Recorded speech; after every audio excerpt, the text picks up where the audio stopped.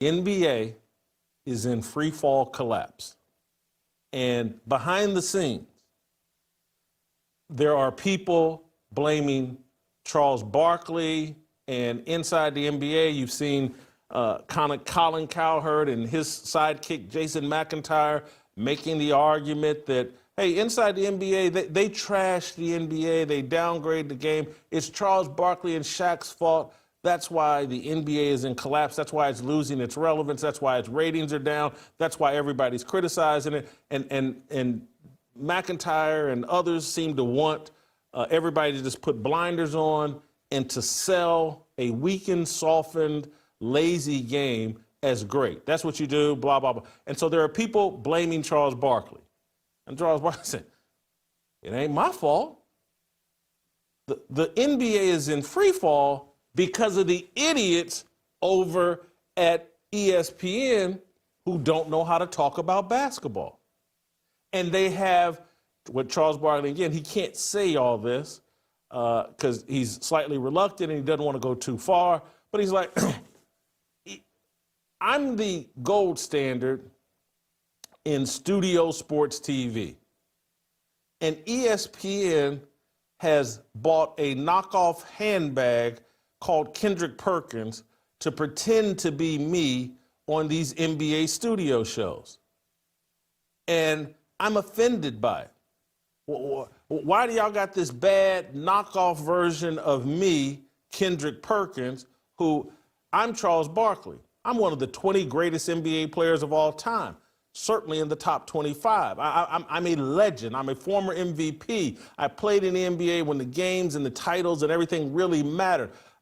Again, I'm a legend in the game and as a broadcaster, and you have set up a role player with a heavy Texas drawl who talks in, ghetto shtick to play the role of Charles Barkley on Kendrick Perkins. It annoys me. You're doing me a disservice. And he doesn't know how to talk about the game. And Charles Barkley's like, he's a groupie for LeBron. Oh, the Lakers saved the NBA. And he goes, this is a dumb conversation. No, they haven't. What Oklahoma City's been doing, what Cleveland's been doing, more focus on that. But ESPN has a gimmick of only talking about LeBron James and the Lakers and maybe a little Steph Curry and the Warriors. And Charles Barkley's argument is that, hey, you're partnered with ESPN. They're the worldwide leader in sports. They don't know how to promote your game. They've turned it into a discussion among idiots who know nothing about the game.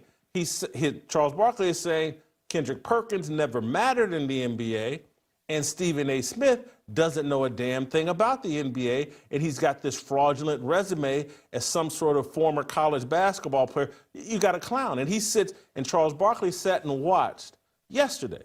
Like, hey, this is the problem. You got some Kai Cenat, some midget TikToker, sitting on air talking about the NBA and arguing with Stephen A. Smith about LeBron James and Michael Jordan. And Charles Barkley saying, you've pitted LeBron James versus Michael Jordan for content, and ESPN needs to cut it out. And so I want you to think about the history of Charles Barkley. Who has he hated in sports broadcasting forever? Skip Bayless. He used to go on air and say, I'd beat up Skip Bayless, blah, blah. He has blamed Skip Bayless for the very same thing that either earlier this week or late last week, I told you all that, hey, man, Skip Bayless's shtick that started when LeBron James was 21, and that started on ESPN, that damaged LeBron James and it damaged the NBA. Charles Barkley, again, he can't go into this full explanation, but this is what's at the root of his explanation, because there's a massive conversation going on from the top of the commissioner's office to NBA ownership to all the TV networks and executives. ESPN has paid $2.6 billion for the NBA, for the right to broadcast NBA games.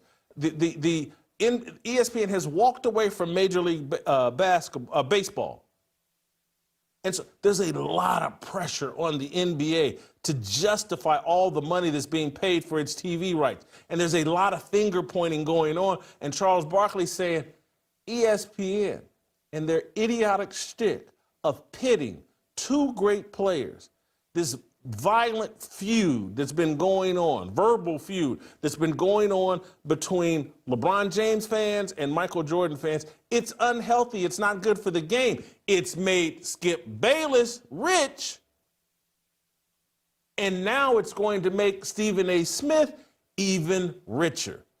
News reports just coming out yesterday, Stephen A. Smith re-upping with ESPN, 5 years, $100-some-odd million. Charles Barkley, they're rewarding more of this stupidity that has the NBA in a bad place. Why are Michael Jordan and LeBron James seen as mortal enemies? He's saying ESPN did this. Skip Bayless and Stephen A. Smith did this. They sit on the air week after week after week, inviting idiots. This has been going on at ESPN, not just with First Take, but they're the leader of it. Hey, let's invite Kai Cenat on, a midget TikToker. Hey, let's invite idiot gangster rappers on, and we can always do. Idiot gangster rapper, who do you like, Jordan or LeBron?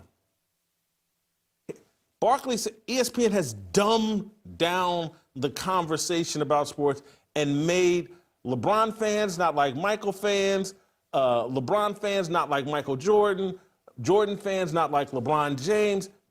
We've divided everything up. Basketball is this beautiful game, and we used to celebrate each other and celebrate the guys before us.